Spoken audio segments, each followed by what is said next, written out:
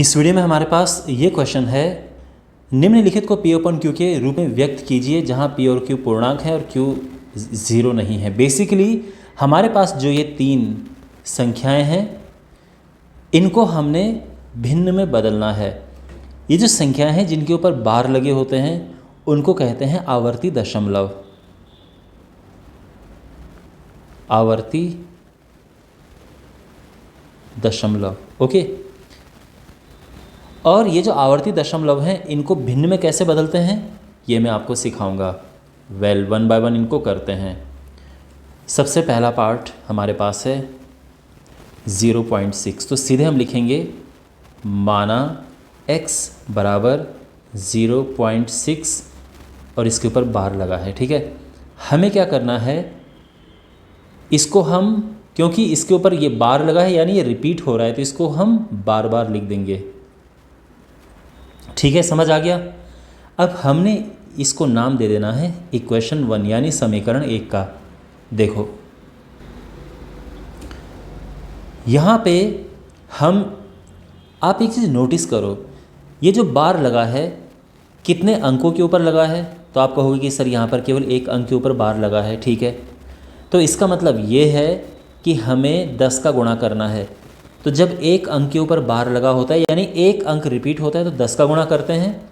जब दो अंक रिपीट होते हैं, मान लो हमारे पास अगर ऐसा होता, यहाँ पर दो अंक रिपीट हो रहे हैं तो इसीलिए हम इसमें 100 का गुणा करते।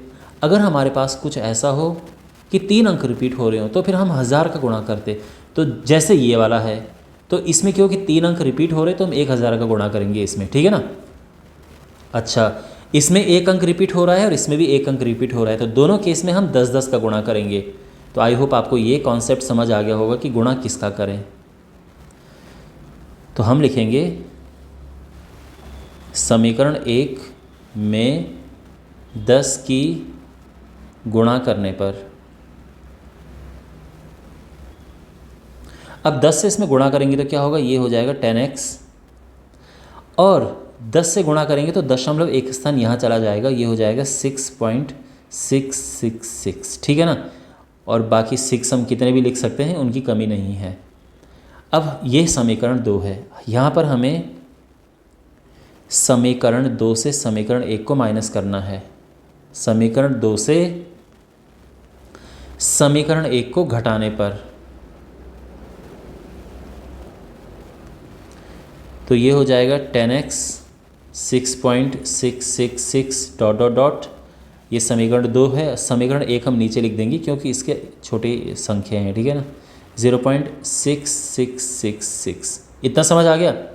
अब आप यहाँ नोटिस करो, इधर और इधर, यहाँ पर 6 इधर आ रखा है लेकिन यहाँ 6 केवल यहीं तक ही है, तो हम एक और 6 बढ़ा देंगे। क्यों? क्योंकि देखो 6 की तो कोई कमी है नहीं, यहाँ पे अनंत 6 हैं।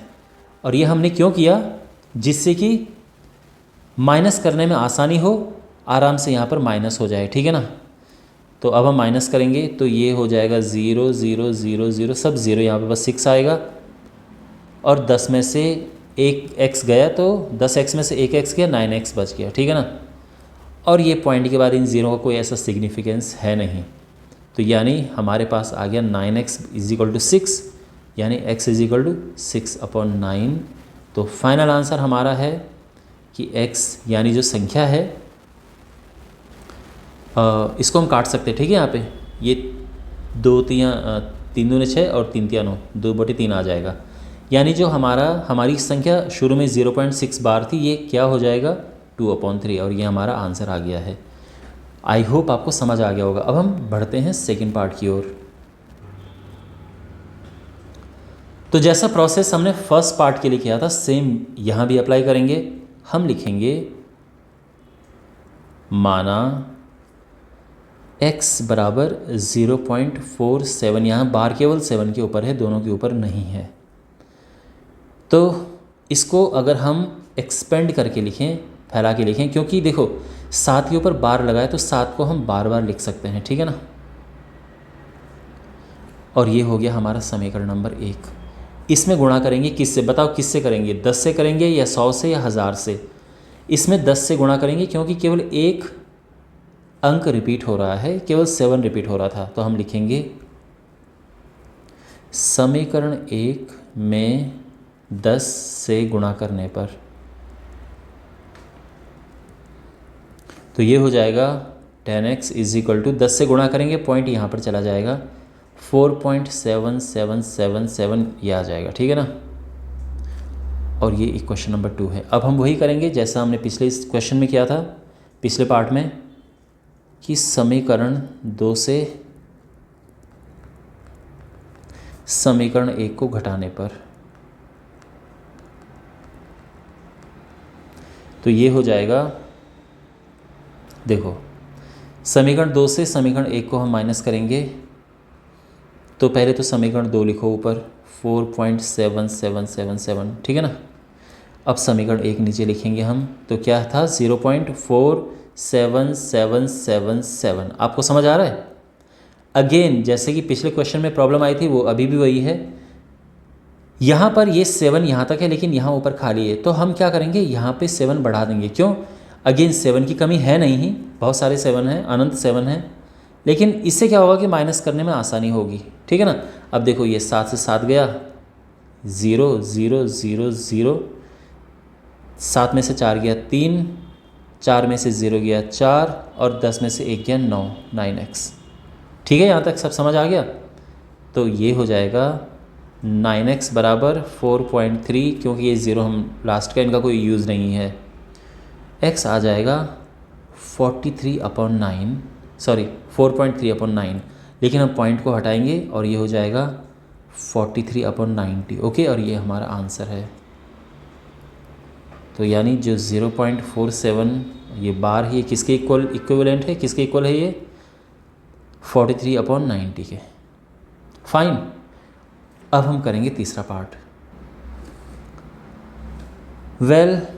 तीसरा पार्ट हमारे पास है, और इसको भी हम वैसे लिखेंगे x करके, माना x बराबर 0.001 और इसके ऊपर बार लगा है, तो इसको हम कैसे लिख देंगे, 0.001001 इतना इनफ है, ओके फाइन।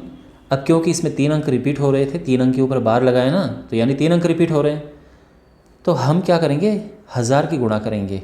ये समीकरण नंबर 1 है।